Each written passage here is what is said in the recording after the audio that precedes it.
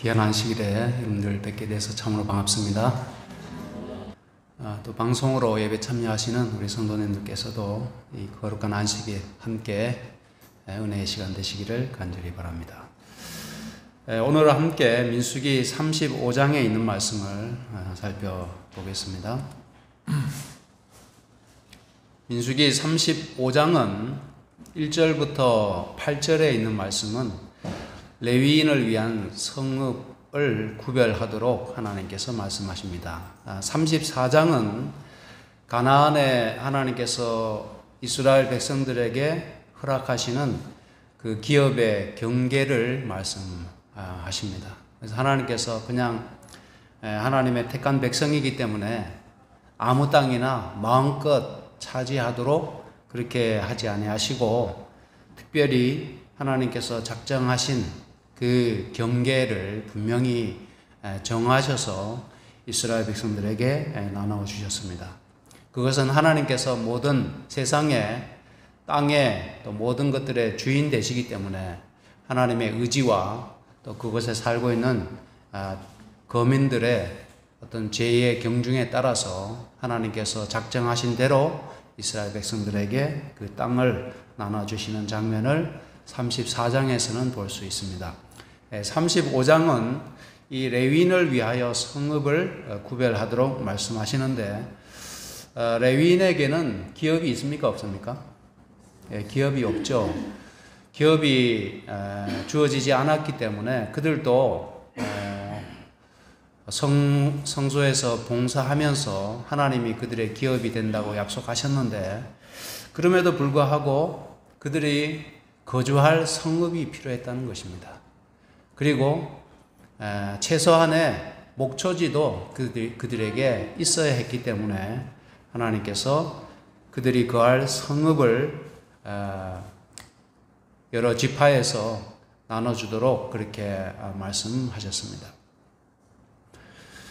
2절에 이렇게 말씀합니다. 그들의 얻은 기업에서 레위인에게 거할 성읍들을 주게 하고 너희는 또 그 성읍 사면의 들을 레위인들에게 주라 이렇게 말씀하십니다. 정확하게 일치하지는 않지만은 오늘날 교회에서 봉사하는 목회자 같은 경우에도 레위인의 봉사 직무와 많이 닮았습니다. 그래서 목회직에 대한 봉사는 이 세상의 세속적인 직업을 갖지 못하도록 그렇게 하는 대신에 교회에서 거할 사택을 제공해 줍니다. 그래서 이 사택은 특별히 교회에서 봉사하는 목회적 봉사를 하는 사람들에게 제공하도록 되어 있는데 가끔은 목회자 부재교회에서 사택은 있는데 그 사택이 비어 있을 때 교인 중에 어떤 분들이 딱한 사정이 있어서 그 사택에 들어가는 경우가 있습니다. 근데 들어갈 때는 좋은데 교회에서 필요해가지고 사택을 사용하기 위해서 내어 보낼 때는 보통 어려운 게 아니라고 합니다. 그래서 받아들이는 것, 살게 하도록 허락하는 것은 좀 간단한 문제인데 내보내는 것이 너무너무 힘들다고 하는 겁니다. 그래서 얼마 전에 합회에서 우리 영남 합회 안에 또 그런 문제가 발생을 해서 합회 총무부에서 계약서를 써가지고 그 교회를 방문해서 언제까지 나가기로 이렇게 사인을 받는 그런 일들이 있었습니다. 그래서 이 교회의 재산 또 교회의 사택은 특별히 이 목회적 일을 하는 자들에게 제공하도록 교회 법에 그렇게 명시를 하는 겁니다. 또 성읍의 사면의 들은 여기 뒤에도 나오지만은 그들의 가축을 위하여 그들에게도 어떤 가축들이 있었던 것 같습니다. 그래서 그들의 가축과 물상과 짐승들을 둘 곳이 되게 하라 이렇게 말씀을 하시죠. 그리고 어느 정도의 성읍을 주셨을까요? 성읍이? 그러면 들은 얼마만큼 주라고 말씀하셨는가 하면 성벽에서부터 밖으로 사면, 동서남북 사면 2천 규빗을 주라. 한 규빗이 얼마 정도 됩니까? 요 팔꿈치거든요. 팔꿈치. 예, 팔꿈치인데 한 45cm 정도를 잡았을 때 2천 규빗은 912m 정도 된다고 합니다. 1km 정도 된다는 얘기죠. 성읍이 있으면은 사방 1km는 레위인의 목초지로 할당되게 하셨습니다. 그 다음에 또 말씀하시는 것은 6절과 7절에 너희가 레위인에게 줄 성읍은, 레위인의 성읍이 뒤에도 나옵니다만 48성읍인데 여기 나오죠. 48성읍인데 그 중에 6성읍은 살인자로 피난케 할 도피성으로 6성읍이요 그 외에 42성읍이라. 총 48성읍을 레위인을 위해서 구별하는데 그 중에 6성읍은 살인자, 특별히 사람을 죽인 그 살인자들이 피난할 수 있는 성읍으로 제공하도록 그렇게 말씀하셨습니다. 그래서 레위인에게 모두 48성읍을 주고 그들도 함께 주되, 이 말씀은 그 죄를 지은 자들과 함께 그 도피성도 레위인의 소유로 그렇게 구별하라고 말씀하셨습니다. 그 다음에 이 성읍을 나눠줄 때 그러면 48성읍인데 총 12지파 가운데 48성읍이면 몇 개씩 하면 될까요? 한 지파당 4성읍이잖아요. 그죠? 4성읍인데 여기 이렇게 말씀했습니다. 많이 얻은 자에게서는 많이 취하여 주고 적게 얻은 자에게서는 적게 취하여 줄 것이라. 그래서 이것은 지난번에 말씀하셨던 것처럼 어떤 비례의 원칙에 따라서 그 성읍을 제공하도록 그렇게 말씀하셨습니다. 각기 얻은 산업을 따라서 그 성읍들을 레위인에게 줄지니라. 자, 9절부터 15절은 도피성의 목적과 위치가 나와 있습니다. 도피성이 왜 필요했는가? 왜 레위인을 위해서 제공하는 것은 이해가 되는데 그들도 성전에서 봉사하고 성전에서 잘 수는 없지 않습니까? 그 많은 사람들이. 그래서 그들이 거할 성읍이 필요한 것은 당연했겠죠. 근데 도피성, 6성읍이나 도피성으로 둘 필요가 있었는가? 어떤 목적으로 그렇게 하셨는가를 좀 살펴보겠습니다. 너희가 요단을 건너 가나안 땅에 들어가거든 너희를 위하여 성읍을 도피성으로 정하여 그릇 살인한 자로 그리로 피하게 하라. 여기서 그릇 살인했다는 얘기는 어떤 얘기입니까? 실수로 사람을 죽인 자들이 그리로 피할 수 있게 하라. 누구로부터 피해야 됐을까요? 그들이 피해자, 그 피해자의 친족들로부터 친족들이 우리가 그 고엘이라고 하지 않습니까? 근데 그 친족들이 기업도 가장 가까운 친족이 무르는 그런 의무와 책임이 있었던 것처럼 또 어떤 일이 있었는가 하면 가족이 살인을 당했을 때 그 살인자에게 보복하는 책임도 누구에게 있었는가 하면 친족에게 있었습니다. 그래서 친족 중 한 명이 죽임을 당했을 때 나머지 친족들, 가까운 친족들이 그 가해자를 그 보복하도록 그렇게 되어 있었습니다. 이는 너희가 보수할 자에게서 도피하는 성을 삼아 살인자가 회중 앞에서 판결을 받기까지 죽지 않게 하기 위함이라. 그래서 그 살인자가 그냥 도피성에서 영원토록 그 책임을 지지 않고 그렇게 살도록 하기 위해 도피성을 만드신 것이 아니고 여기 빨간 글씨로 말씀한 것처럼 살인자가 회중 앞에서 뭐 할 때까지요? 판결을 받기까지. 그 전에, 즉 정당한 재판을 받기 전에 친족들로부터 보복을 당하지 않도록 하기 위해서 도피성을 만드셨다는 것입니다. 그 다음 위치는 뭔가 하면 요단 이편의 세 성읍, 요단의 동편의 세 성읍, 서편의 세 성읍을 도피성으로 두도록 말씀하셨습니다. 그 다음에 그 도피성에 갈 수 있는 사람이 나오는데요. 15절입니다. 이 6성읍은 이스라엘 자손과 타국인과 이스라엘 중에 우거하는 자의 도피성이 되리니, 이렇게 말씀하셔서 그 도피성에 들어갈 수 있는 자들은 유대인뿐만 아니라 누구도요? 타국인, 이스라엘에 거주하는 자들은 누구나 그런 과실치사죠. 실수로 사람을 죽였을 때 보복당할 그런 위험에 처해 있는 사람은 누구든지 도피성으로 피할 수 있도록 하나님께서 그렇게 계획을 하셨습니다. 사실은 이것은 굉장히 시대를 앞서가는 그런 것입니다.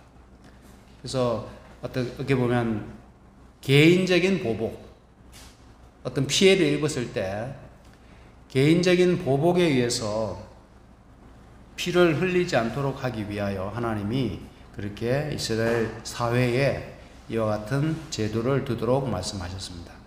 자, 그러면 고의적인 살인과 또 실수로 죽인 살인을 구별해야 되겠죠. 그 도피성을 두셨다면. 그럼 이걸 가리기가 쉬울까요, 어려울까요?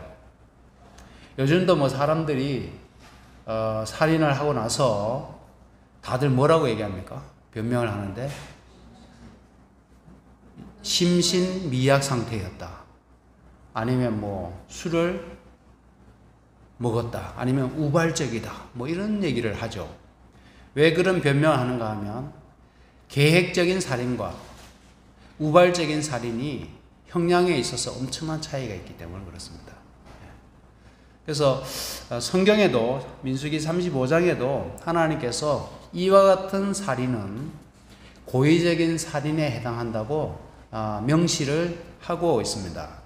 만일 철 연장으로 사람을 쳐서 사람이 죽었다면 이것은 어떤 살인일까요? 고의적인 살인입니다. 왜냐하면 그 쇠뭉치로 사람을 쳤을 때 사람이 죽을 수 있다는 것을 누구나 알 수 있는 거잖아요. 그렇죠? 누구나 알 수 있는 겁니다. 그래서 그 사람을 쳐 죽이면 이는 고살자니, 즉 고의로 살인한 자니 그 고살자는 반드시 뭐라고요? 죽이라고 말씀하셨습니다. 그래서 이 고의적인 살인자는 도피성에 피할 수 있는 권리가 있을까요, 없을까요? 고의적인 살인자는 피할 수가 없었습니다. 그 다음에 돌을 들고 사람을 쳤을 때도 마찬가지로 고의적인 살인으로 봤습니다. 그 다음에 나무 연장, 뭐 우리나라로 치면 어떤 게 있을까요? 나무 연장. 뭐 예전에 다리미 있잖아요. 다리미라 그러나요? 나무 이렇게 다담인가요? 예. 하여튼 그거 아주 단단한 나무로 되어 있는데 그걸로 쳤을 때도 이것은 그냥 우발적인 살인이 아니라 고의적인 살인으로 봤다는 겁니다. 그러한 자들은 반드시 죽이라, 이렇게 말씀하셨어요. 피를 보수하는 자가, 즉 친족들이 그 고살자를 친히 죽일 것이니 그를 만나거든 죽일 것이요. 만일 미워하는 까닭에 이번에는 밀쳐 죽이거나 뭐 낭떠러지나 위험한 곳에서 밀었을 때, 그 다음에 기회를 엿보아 무엇을 던져 죽이거나 또 원한으로 인하여 손으로 쳐 죽이면, 이 손도, 이 주먹도 굉장히 위험한 무기입니다. 뭐 남자가 남자를 쳐도 이 주먹의 위력은 대단합니다. 그래서 손으로 쳐서 죽인 자도 고의적인 살인으로 봤습니다. 그래서 우리 이제 뭡니까, 여기 법원이나 재판관들이 고의적인 살인인지 우발적인 살인인지를 판결해야 되잖아요. 그것을 조사해서 판결해야 되는데 우리나라도 이렇게 보면은 흉기를 미리 준비했는지, 그렇죠? 그 다음에 가해자와 피해자 사이에 원한 관계가 있었는지, 혹은 뭐 돈을 빌려줬는데 받지 못한 어떤 채무 관계가 있는지, 아니면 어떤 치정 관계가 있는지, 뭐 이런 걸 조사해 보면 대부분은 나오는 겁니다. 그러한 것이 연루되어 있다고 하면은 이것은 우발적인 살인이 아니라 계획적인 살인으로 이렇게 보는 것이죠. 그래서 하나님께서는 이러한 고의적인 살인에 대해서 용서를 하지 아니하시고, 왜냐하면 그 피해자는 생명이 하나밖에 없기 때문에 그 하나밖에 없는 생명을 빼앗은 자는 자기의 생명을 내어 놓아야 한다는 것이 하나님의 공이고 하나님의 법입니다. 그런데 오늘날에는 하나님보다 더 자비롭고 하나님보다 더 어떻게 보면 선하고 의로운 것처럼 이 세상 법이 바뀌고 있어요. 저는 그게 참 굉장히 우려스럽다고 생각이 됩니다. 그래서 하나님조차, 사랑이신 하나님조차도, 자비하신 하나님조차도 고의적인 살인자는 반드시 죽이라고 말씀하셨는데, 이 세상 법은 어떻게 합니까? 지금 우리나라는 사형이 있어요, 없어요? 없습니다. 그러면 이것이 정상적인 하나님께서 사회의 안녕과 또 사람들의 생명을 보호하기 위해서 이와 같은 법을 반포하셨는데, 하나님의 뜻과 하나님의 법에 거슬려서 그냥 살인자조차도 그냥 징역 몇 년 살면 나올 수 있고, 사람을 죽여도 나는 죽지 않는다는 생각을 사람들이 가지고 있다 보니까 사회가 점점 더 흉폭화되고 사람의 목숨이 파리 목숨처럼 되어가는 겁니다. 그래서 우리는 하나님의 뜻대로, 하나님의 법대로 살아가는 것이 인간에게 있어서 얼마나 큰 지혜이고 축복인지를 우리가 깨달아야 되겠습니다. 또 동성애 같은 경우는 마찬가지죠. 하나님께서는 동성애자들을 돌로 치라, 돌로 쳐 죽이라 이렇게 말씀하셨는데, 지금 우리나라 국회에도 차별금지법이 올라가 있잖아요. 여러분 유튜브에서 개신교회 목사님들 설교하는 거 들어보신 분들도 계시겠지만은, 이 개신교회에서도 이 차별금지법이 국회를 통과하지 못하도록 보이콧을 지금 엄청나게 하고 있습니다. 서명을 받고 있어요. 그래서 그것이 하나님께서는 그러한 자들을 죽이라고 말씀하셨는데, 지금 이 사회에서는 굉장히 관용적으로 가잖아요. 그들도 성소수자고, 그들도 어떻게 보면 어떤 성적 취향으로 이렇게 치부하면서 그들의 어떤 다름을 이해하고 사회에서 용납해야 한다는 쪽으로 이야기를 합니다. 하나님보다 더 의로운 것 같아요. 더 자비로운 것 같아요. 그런데 그 끝이 어떻게 되는가 하는 것입니다. 그 결과로 사회가 병들어가고 이 사회의 기존 질서가 무너지고 가정이 파괴되는 것입니다. 걷잡을 수 없는 멸망으로 소돔과 고모라 성과 같은 그러한 끝을 향해서 달려가게 하는 것이 바로 그런 법들인 겁니다. 그래서 이러한 위험한 시대에 매우 어떻게 보면 우려할 만한 그러한 시대에 우리가 살아가고 있음을 우리가 깨닫고, 다시 한번 이 사회와 이 나라를 위해서 우리가 함께 기도해야 되겠습니다. 무릇 사람을 죽인 자는 30절 31절에 그 뒤에 민수기 35장 뒤에 부분에 이 고살자에 대한 추가적인 말씀이 있습니다. 무릇 사람을 죽인 자 곧 고살자를 증인들의 말을 따라서 죽일 것이니, 고살자라 할지라도 반드시 누구의 증언이 있어야 했는가 하면 증인들의 증언이 있어야 했습니다. 아무리 고살자라 할지라도 피해자의 가족들이 함부로 그의 목숨을 빼앗지 못하도록 했습니다. 확실한 증거와 증인들이 있을 때 그를 죽이도록 하나님께서 제한을 두셔서 억울한 죽음을 당하는 일이 없도록 하나님께서 장치를 마련하셨습니다. 그 다음에 이 고살자에 대한 속전에 대한 부분인데요. 살인죄를 범한 고살자의 생명의 속전을 받지 말고 반드시 죽이라. 그 고살자에 대한 생명의 속전은 뭐 하지 말라는 겁니까? 받지 말라는 겁니다. 왜냐하면 그를 생명의 속전으로 구속하지 말라고 말씀하셨습니다. 그래서 출애굽기 21장에도 사실 이런 말씀이 있었는데 사람을 쳐 죽인 자는 반드시 죽일 것이나 만약 사람이 계획한 일이 아니라 나 하나님이 그 사람을 그 손에 붙임이면 내가 그를 위하여 한 곳을 정하리니 사람이 그리로 도망할 것이며 사람이 그 이웃을 진짓 모살하였으면 너는 그를 내 단에서라도 잡아내려 죽일지니라. 사실은 하나님의 이 고살자에 대한 이것이 얼마나 큰 범죄고 하나님이 살인죄를 얼마나 크게 보시는지를 여기에서 읽을 수가 있습니다. 심지어 내 단에서라도 말하는 겁니까? 끌어내서 죽이라는 겁니다. 전에 우리 한국에 민주화 운동이 한참 일어날 때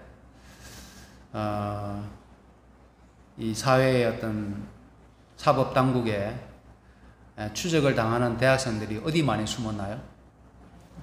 명동성당이나 조계종 저기 많이 숨었죠. 왜냐하면 이 사법 당국에서 차마 거기까지 들어가서 그들을 끌어내지 못하는 것을 이제 이용하는 겁니다.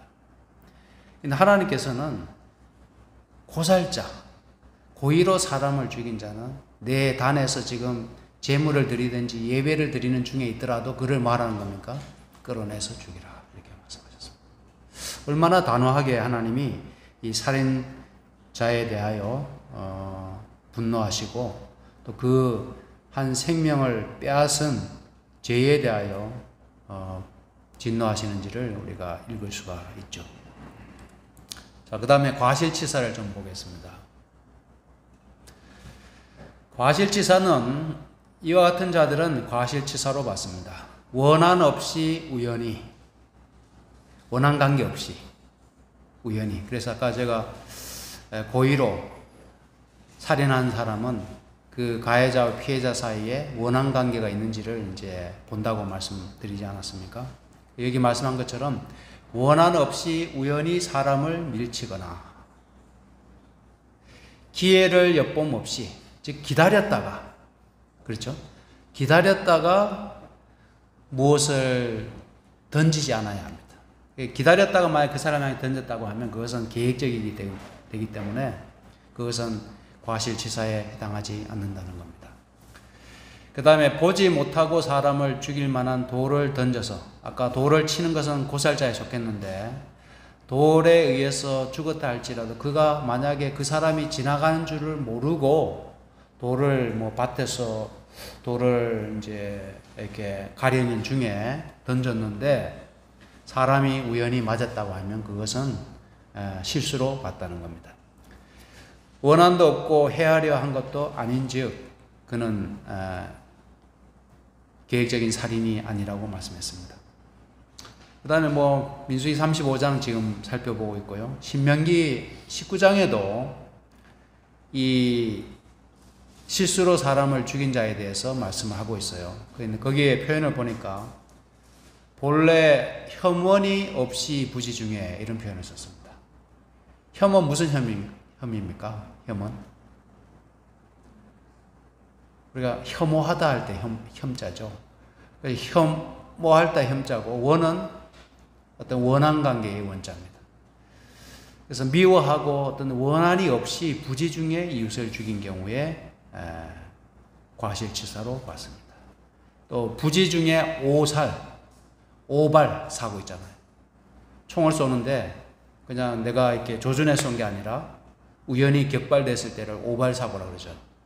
그래서 사람을 죽였는데 진짜 이렇게 내가 계획적으로 죽인 게 아니라, 노리고 죽인 게 아니라 우연히 그렇게 죽였을 경우에 그것을 과실치사로 봤습니다. 자, 그래서 이 과실치사를 한 살인자들은 여기에 이제 잘 보십시오. 회중이 친자와 피를 보수하는 자 간에 이 규례대로 앞에서 지금 고살자와 그 다음에 그릇 살인한 자를 이게 구분하도록 하나님께서 어떻게 보면 구체적인 그런 사례들을 통해서 말씀하셨는데, 이 규례대로 판결하여 피를 보수하는 자의 손에서 살인자를 건져내어 그가 피하였던 도피성으로 돌려보낼 것이요. 그래서 만약에 그가 고의적인 살인자가 아니라는 것이 가려지게 되면 그를 어디로 보내라는 겁니까? 도피성으로 보내라는 겁니다. 그러면 그냥 고의적인 살인이 아닌 것이 드러났으면은 그의 고향으로 돌려보내는 것이 아니라 어디로 보냈다는 겁니까? 도피성으로 돌려보냈다는 겁니다. 그는 거룩한 기름 부음을 받은 대제사장의 죽기까지 거기 거할 것이니라. 자, 이 부분이 중요하죠. 대제사장이 죽기까지 도피성에 머물게 하였다 하는 겁니다. 왜 그렇게 했을까요? 이것이 어떤 의미가 있을까요? 대제사장의 죽음과 실수로 사람을 죽인 그 살인자와 어떤 관련이 있을까요?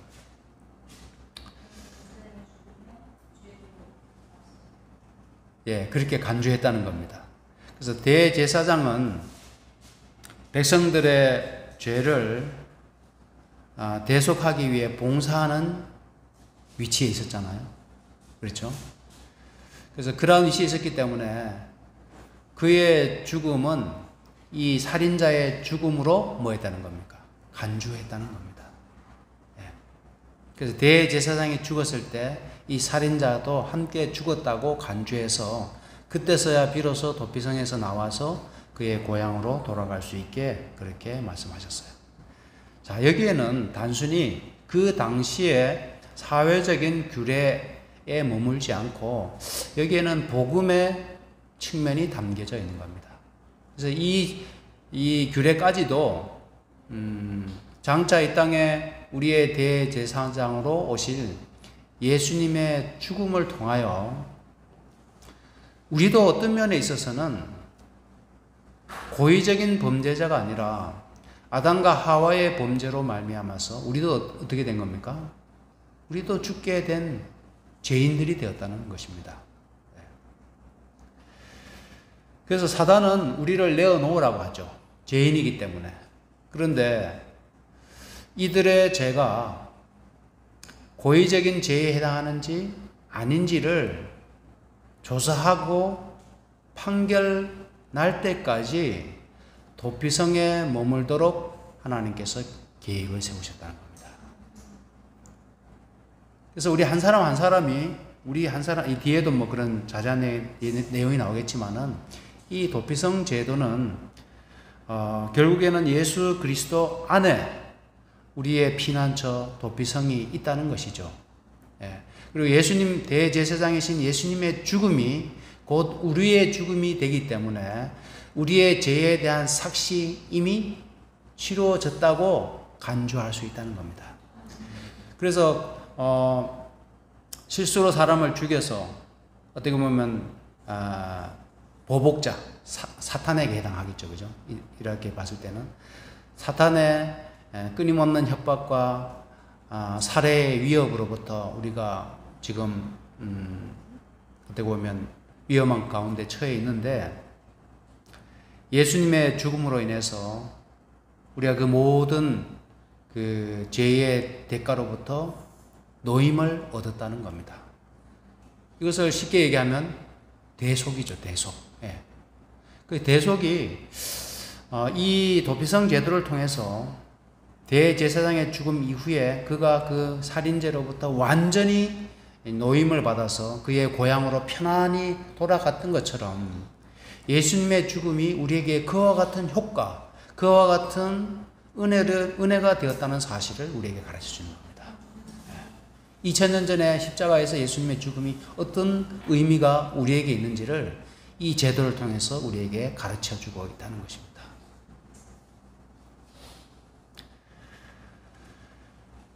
그런데 살인자가 어느 때든지 그 피하였던 도피성 지경 밖에 나갔다 하자 피를 보수하는 자가 여기서는 뭐 친족이겠지만은 우리가 구속사적인 측면에서 봤을 때는 사탄이겠죠, 그죠? 피를 보수하는 자가 도피성 지경 밖에서 그 살인자를 만나 죽일지라도 피 흘린 죄가 없나니, 이렇게 말씀합니다.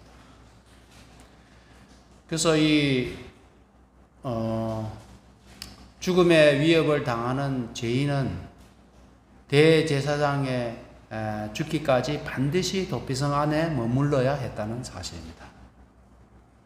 그가 도피성 안에 머물기를 거절하고 나갔을 때 그의 죽음에 대해서는 하나님께서 뭐하지 않는 겁니까? 책임을 지지 않는다는 것이죠.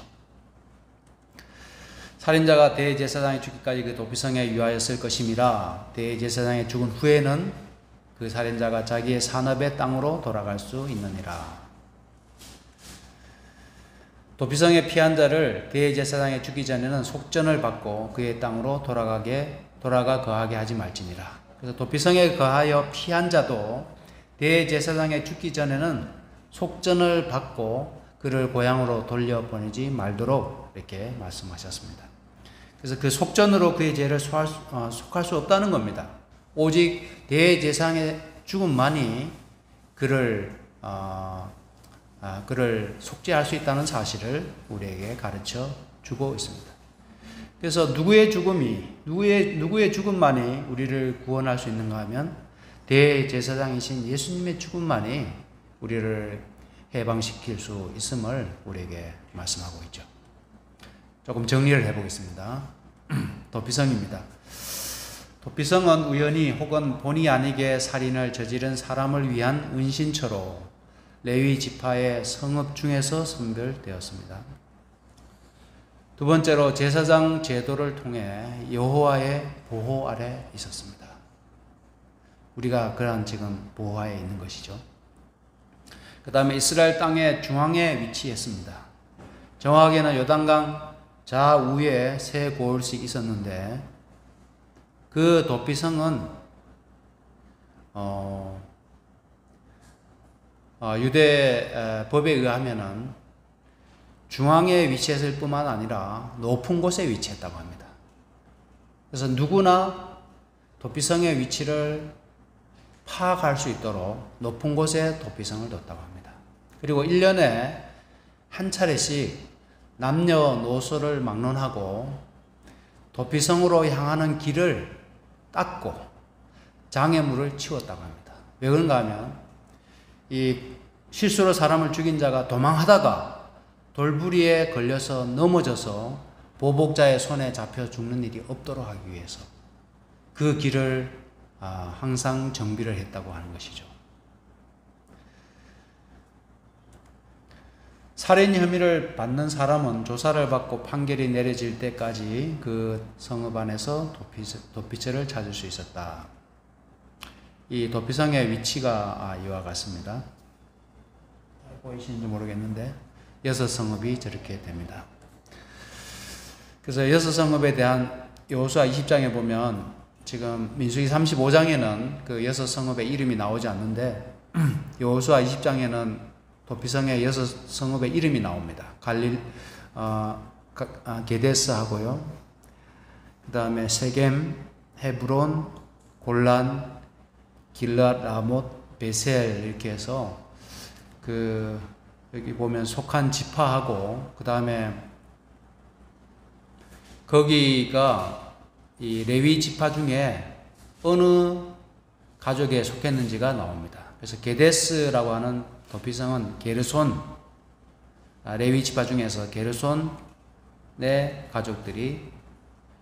가족들에게 속한 성읍이고, 세겜은 고핫 자손, 그 다음에 헤브론은 아론의 자손, 골라는 게르손 가족, 라못은 무라리 가족, 베셀은 무라리 가족입니다.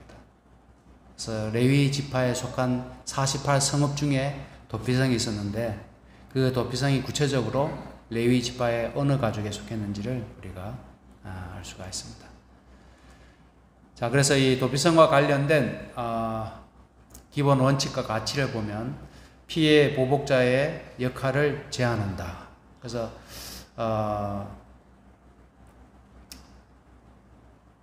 살인 혐의가 법정에서 증거로 최종 판결을 받도록 유도하고자 했다.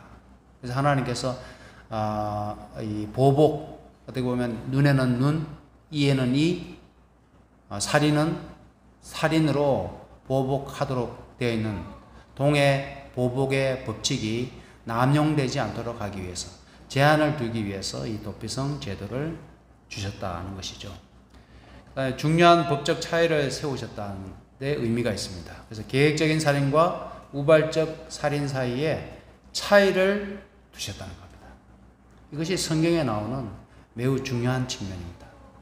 그래서 이 살인에 대해서 구별하는 것은 실수로 사람을 죽이고 그 사람도 살인을 당하도록 허용하는 것은 굉장히 잔인한 것으로 봤다는 겁니다.